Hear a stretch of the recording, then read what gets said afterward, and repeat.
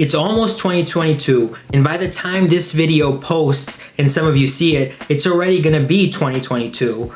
So what are you gonna do to achieve all of your goals this year? I know that this is a loaded question, and it's probably the reason why you clicked on this video. But not to worry, because today I'm gonna show you a foolproof way of how you can achieve all of your goals in the year of 2022 and the following years. If you're ready, let's get into this video. Hey guys, welcome to my channel. My name's Thiago. In this channel, we talk business, finance, lifestyle, and I teach you practical tips and tricks on how to get ahead in life. So if you guys like stuff like this, make sure you subscribe. So I want to start off this video by giving you guys some context on how I came up with this method. So at this point, I've already been in the self-help industry, in the sales industry, and in the business industry for over 10 years. I've tried everything from setting your goal as high as possible to visualizing what the end of the year is going to be while recording my voice and listening to it in the morning. And while all these methods have some truth, they usually lead us down a path of frustration and disappointment. So before I show you these techniques, I want to give credit where credit is due. I haven't come up with these methods, but what I'll do for you guys is I will link them down in the comment section below. That way, if you're interested, you can go and click and do some more research. So I'm going to go over my 5-step method. So method number 1 is going to be SMART goals. So let's start off talking about these SMART goals. So what are SMART goals? Well, they're specific, measurable, achievable, realistic, and time-bound. So this is the first step in achieving your goal. You want to make sure it's something that is actually achievable. So let's talk about hitting your goal. So you want to make sure that your goal is actually something achievable and realistic. And because this is a business channel, what I'm going to do is I'm going to give you a business example of how we can implement these techniques. And you know what my favorite example is? It's the almighty dollar. So let's start off with the example of you want to make $1 million by the end of 2022. But if you take a look at your income, you're only making about $40,000 a year. Now, this is not really a realistic goal. Can you hit it somehow? Absolutely, there's people that do it all the time. But if you set it as a goal and you miss, the only thing that's going to happen is you're going to have major disappointment. So let's talk about a more realistic goal. Let's talk about $100,000. So now this is 100% achievable if you're only making $40,000 a year. And if you hit this goal or surpass it, it's going to give you more motivation to do better and eventually get to that $1 million mark. Guys, at this point, if you're digging my content, make sure to go down and smash that like button because I need this algorithm to work in my favor and I need to hit my goal next year. So go ahead and do that. So for step number 2, I like calling this step the 12-week year. So the next step in hitting your goal is to set a deadline. And this is where a lot of people go wrong. Not because they don't set a deadline, but because their deadline is too long. It's usually that year. So what you want to do is you want to shorten this deadline to 12 weeks or a quarter. Now, I'm not saying to make $100,000 by that quarter, but to break down your goal by quarters, because setting goals by quarters will actually give you more urgency in hitting your goal. Because usually what happens is that if we give ourselves a year, usually we won't take it that serious until it's getting to the very end, and it will scramble and shamelessly miss our goal at the end of the year. So you see, you want to set your goals in brackets of 12 weeks. And from this method, I got it from the 12-week work here, which I'm going to link down in the comment section below. Okay, so now back to our goal of making $100,000 a year. So we know we have to make $100,000. So what we want to do is divide this goal in 4. So instead of making $100,000 every quarter, we want to shoot for making $25,000 each quarter. So the cool thing about this is that now our goal is $25,000. It's a lot less scary than $100,000, and it's something we can actually see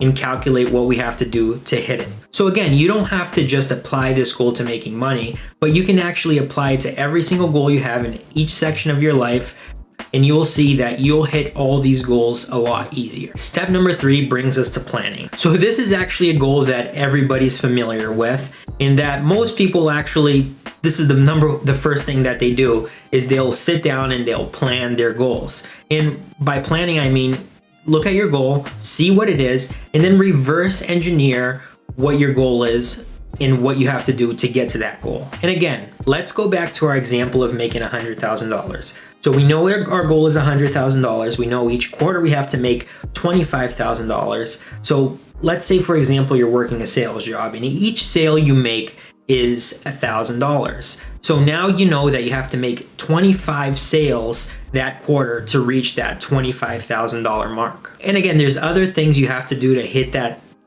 to make each sale, but that's where the planning is. Go deeper, see how many calls you have to make, see how many prospects you have to connect with, see what else you have to do to reach that way you can reach your end goal. So to wrap this up, what you want to do in this phase is basically just write everything down, make the best plan possible, and once you do this, then we can move on to the next phase. So step number 4 is taking action. So this is a step that we actually get down and dirty.